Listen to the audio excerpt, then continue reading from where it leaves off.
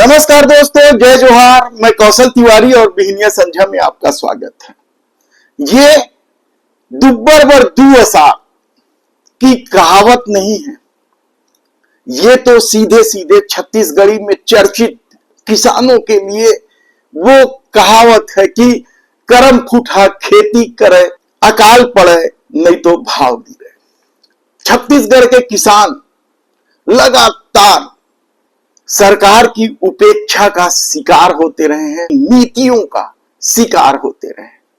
सवाल सिर्फ छत्तीसगढ़ का नहीं है, अब तो इस सवाल में उड़ीसा भी शामिल हो गया है। दरअसल केंद्र सरकार ने कल धान सहित कपास, सोयाबीन, अरहर समेत 14 खरीफ फसलों का समर्थन मूल्य घोषित किया, एमएसपी घोषित किया। और इस बार धान में सबसे कम पैसे बढ़ाए गए, कहा जाए तो गलत नहीं होगा, केवल 69 रुपए प्रति क्विंटल। पिछली बार 117 रुपए बढ़ाया गया था।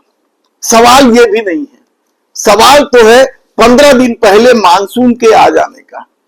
और खेती किसानी को लेकर किसानों की चिंता इसलिए बढ़ गई है क्योंकि सोसाइटियों में ना तो ठीक से बीज मिल रहा है और ना ही खाद मिल रहा है। किसानों को बैरंग लौटना पड़ रहा है या लगातार चक्कर लगाना पड़ रहा है। सवाल हर साल का है कि आखिर सत्ता इन दिक्कतों को पहले से दूर क्यों नहीं करती है। एक समय था जब वर्षा के पहले पहुंचविहीन क्षेत्रों की दुकानों में, सोसाइटियों में बीज भी डंप हो जाते थे, खाद भी डंप हो जाते थे, लेकिन अब वो दौर खत्म हो गया है। तो क्या ये दौर किसानों को लूटने का है? क्योंकि जिस पैमाने पर इन सालों में खेती की जमीन कम हो रही है, खेती की जमीन में उद्योग बन रहे हैं, सड़कें बनाई जा रही हैं, विकास के नाम पर खेती को बर्बाद किया जा रहा है, लेकिन किसानों की समस्या दूर नहीं हो रही है। एमएसपी पर गारंटी ही नहीं है।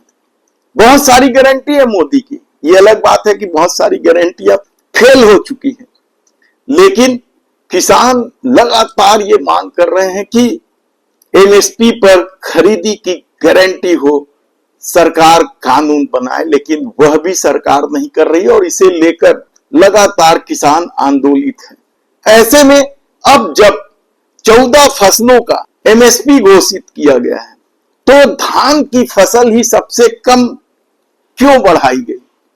क्या वजह है? ये केंद्र सरकार समझ सकती है, क्योंकि वह दावा भी करती है कि किसानों की आय वह 2 गुना करेगी। लेकिन छत्तीसगढ़ और उड़ीसा दो ऐसे राज्य हैं जहां सरकार ने विधानसभा के चुनाव में दावा किया था कि 3100 रुपए प्रति क्विंटल में वह धान खरीदेगी। और इसके चलते पिछले साल जब केंद्र सरकार ने धान पर 117 रुपए एमएसपी बढ़ाया था, तो प्रदेश सरकार केवल 3100 रुपए में ही खरीदी करते रही, यानी 117 रुपए का नुकसान हो रहा था किसानों को, कहा जाए तो गलत नहीं होगा। और यही स्थिति पड़ोसी राज्य उड़ीसा का भी है। वहां भी 3100 रुपए में धान खरीदी की जा रही है। उड़ीसा में तो रबी फसल भी 3100 रुपए में खरीदी जा रही है, लेकिन छत्तीसगढ़ में रबी फसलों पर एमएसपी नहीं दी जा रही है, क्योंकि ये विष्णु का सुशासन है, डबल इंजन की सरकार है। ऐसी परिस्थिति में अब जब केंद्र सरकार ने 69 रुपए बढ़ाया है एमएसपी, तब क्या इस बार किसानों को 3169 रुपए मिलेगा? क्योंकि पिछला 117 रुपए तो भूल जाइए आप। और यदि नहीं मिलेगा तो दोनों साल का मिलाएंगे तो सीधे सीधे लगभग 200 रुपए का नुकसान छत्तीसगढ़ और उड़ीसा के किसानों को होने जा रहा है। इस पर कई किसान संगठनों ने विरोध जताया है और कहा है कि जब एमएसपी बढ़ा है तो किसानों को भी बढ़ाकर पैसा दिया जाना चाहिए।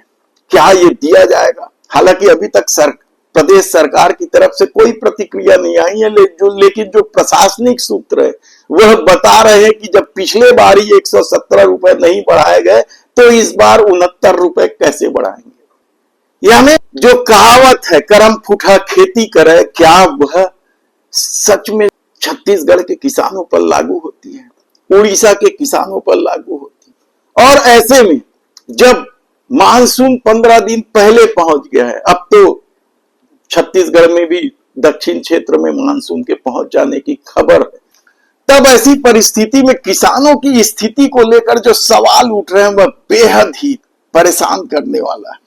खरीफ फसल की तैयारियों में जुटे किसानों को डीएपी खाद की किल्लत का सामना करना पड़ रहा है। हालत यह है कि कई जिलों में अब तक लक्ष्य का बमुश्किल से 5% ही भंडारण हो पाया है। यानी आप सोचिए कि खेती किसानी शुरू हो गई, भंडारण नहीं हुआ है।